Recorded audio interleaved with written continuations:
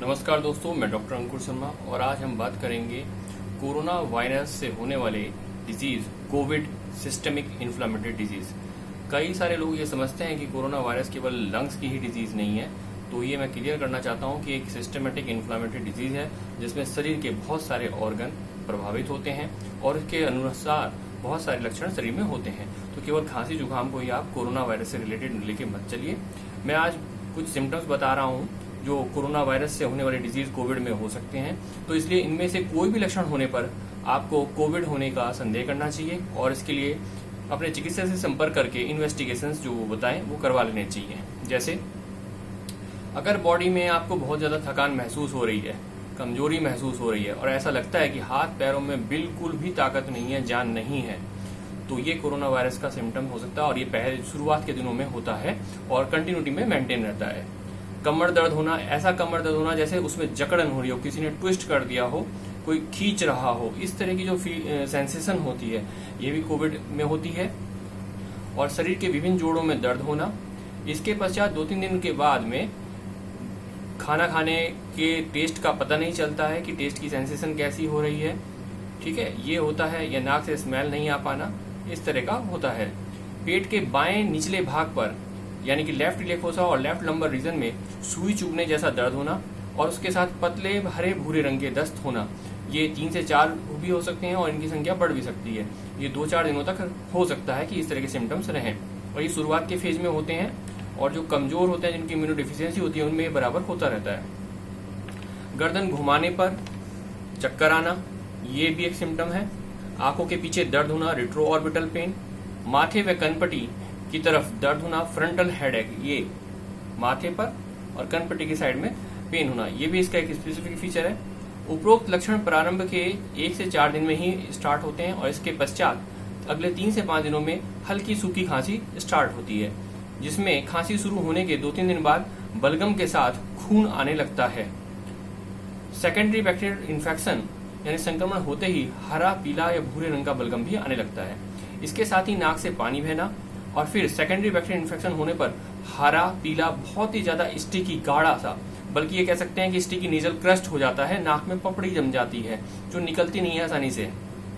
जो steam inhalation लेने पर और नमक का पानी हल्का सा गुनगुना गर्म करके नेजल टॉयलेट करने से, नाक साफ करने से वो स्टिकी जो म्यूकस होता है, जो क्रस्ट होती है, वो निकलती है और उसको निकलने के बाद में रोगी को काफी ज्यादा आराम आता है, खुल के सांस आती है। अनेक बार इस जो स्टिकी नेजल क्रस्ट होता है, इसके साथ में क्लॉटेड ब्लड भी, खून का थक्का भी जमा हुआ मिल सकता है। ये कोविड के सिम्टम्स हैं। 4-5 दिन के पश्चात खांसी का दौरा बहुत ज्यादा बढ़ जाता है। इतनी सूखी खांसी होती है कि बलगम बहुत मुश्किल से निकलता है खांसने पर भी। परंतु अगर खांसते अगर पसलियों में, पेट में दर्द हो रहा है तो ये भी एक लक्षण है। इसमें ऐसा भी होता है कि अगर रोगी जम्भाई ले, डकार ले या कोई भी खाना खाते वक्त या पानी पीते वक्त या कोई भी मोटा सॉलिड पार्टिकल लेता है खाने के अंदर, जिससे थ्रॉट में इरिटेशन होता है, तो खांसी के दौरे स्टार्ट हो जाते हैं। तो इसलिए ध्यान रखें कि अपने रोगी को बहुत छना हुआ, फिल्टर करा हुआ लिक्विड फूड मटेरियल जो शुरू के जो हफ्ते होते हैं उनमें देना चाहिए, ताकि खांसी बार बार नहीं आए, खांसी से वो परेशान ना हो। यहाँ तक कि फेफड़ों के अनुसार बाईं या दाईं करवट लेने पर भी रोगी को इस प्रकार का अनुभव होता है कि खांसी के वेग उड़ जाते हैं उसको। मल मूत्र का त्याग करते समय इंट्रा एब्डोमिनल प्रेशर बढ़ने से भी खांसी के दौरे स्टार्ट हो जाते हैं। 5 से 7 दिन की अवधि के पश्चात खतरनाक जानलेवा लक्षण प्रारंभ होने लगते हैं, जैसे सांस फूलना।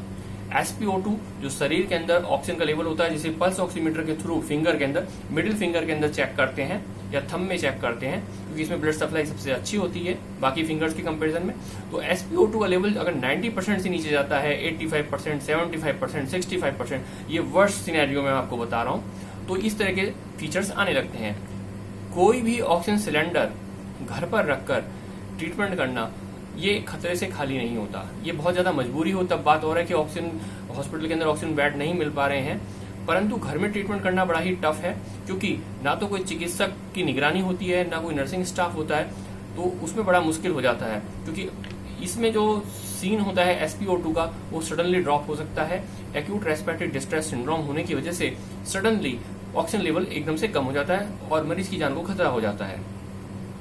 इसलिए ऑक्सीजन सिलेंडर रखकर आप सोचें कि ऑक्सीजन सिलेंडर रखकर ही ट्रीटमेंट कर लेंगे, तो वो एक ट्रीटमेंट का पार्ट है, पूरा ट्रीटमेंट नहीं है, क्योंकि जब तक फेफड़ों की सूजन कम नहीं होगी इंजेक्शन से, बाकी की जो ट्रीटमेंट है, तब तक वो ऑक्सीजन, खाली ऑक्सीजन देने से पेशेंट ठीक नहीं होने वाला है।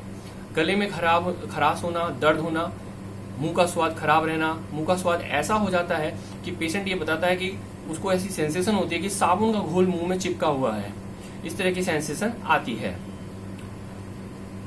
इसके अलावा दिमाग पर बहुत ज्यादा असर पड़ता है, मेंटल फॉगिंग होती है, बातें समझने में पेशेंट को देरी लगती है, देर से समझ पाते हैं, उनको कंफ्यूजन्स होते हैं और वो सही डिसीजन नहीं ले पाते हैं। शॉर्ट टर्म डिमेंशिया होता है, चीजें रखकर भूल जाना, या दवाई का जो टाइम है, किस टाइम पर दवाई खानी है वो भूल जाना, या दवाई खाकर भूल जाना कि मैंने दवाई खाई थी या नहीं खाई थी, ये सब बातें याद नहीं रहती है। यहाँ तक कि अगर फीवर बढ़ता रहता है कंटिन्यूटी के अंदर और डिहाइड्रेशन होता है, इलेक्ट्रोलाइट इम्बैलेंस होते हैं, सोडियम पोटेशियम का बैलेंस बिगड़ता है, तो पेशेंट्स को कई बार ये भी होता है कि उसको दिन रात का भी पता नहीं चलता है। इसके अलावा कुछ साइकोलॉजिकल सिम्टम्स जैसे मन नहीं लगना, डिप्रेशन होना, घबराहट होना, ये भी होते हैं। कुछ सिम्टम्स ऐसे भी होते हैं जो किसी किसी पेशेंट्स में होते हैं, जैसे हिचकी आना, हिचकी लगातार कंटिन्यूटी में हिचकी आ रही है, ऐसे पेशेंट्स में कॉन्स्टिपेशन नहीं रहना चाहिए। इस बात का ध्यान रखें क्योंकि उनका पेट साफ होता रहे, थोड़ा थोड़ा करके दिन में कई बार खाना खाएं, एक साथ भरपेट खाना नहीं खिलाना है ऐसे पेशेंट्स को, नहीं तो उनको बार बार हिचकियां आती रहेंगी। क्योंकि डायफ्राम यहाँ पे इरिटेट होता है लंग्स के इन्वॉल्वमेंट पे, जब लंग्स के जो लोअर बेस पे जो लोअर लंग जोन होता है अगर वो इन्वॉल्व है तो हिचकी होने के चांसेस और ज्यादा बढ़ जाते हैं। कभी कभी ऐसे सिम्टम्स भी आते हैं ईयर से रिलेटेड कि ईयर में, कान में इस तरह की फीलिंग्स आती है जैसे बहुत ज्यादा घंटियां बज रही हैं या बहुत ज्यादा फाइटर जेट प्लेन की आवाज आ रही है, बहुत तेज आवाज आना, इस तरह के फीचर्स भी देखने को मिलते हैं। कोविड स्ट्रेन बहुत सारे प्रकार के हैं, जिनमें कुछ माइल्ड डिजीज होती हैं, हल्की बीमारी होती है, तथा कुछ में फैटल डिजीज होती हैं, जानलेवा होती हैं। और ये भी देखा गया कि एक ही स्ट्रेन से रोग ग्रसित जो रोगी होता है जब अपने परिवार को इन्फेक्टेड करता है तो उन परिवार के सदस्यों में भिन्न भिन्न प्रकार का प्रभाव देखने को मिलता है। घर के कुछ लोगों को तो उसी स्ट्रेन से हल्की बीमारी होती है, ज्यादा गंभीर लक्षण नहीं होते हैं, परंतु उसी स्ट्रेन से घर के कुछ सदस्यों को गंभीर बीमारी भी हो सकती है जो जानलेवा है। अतः यह अनुमान लगा के नहीं बैठे कि जैसा मेरा प्रेजेंटेशन है, जैसे मेरे को सिम्टम्स हो रहे हैं, वैसे ही घर के बाकी सदस्यों को होंगे, क्योंकि घर के सदस्यों की इम्यूनिटी का लेवल, एलर्जी प्रोफाइल और कोमोर्बिड कंडीशंस डिफरेंट होती हैं।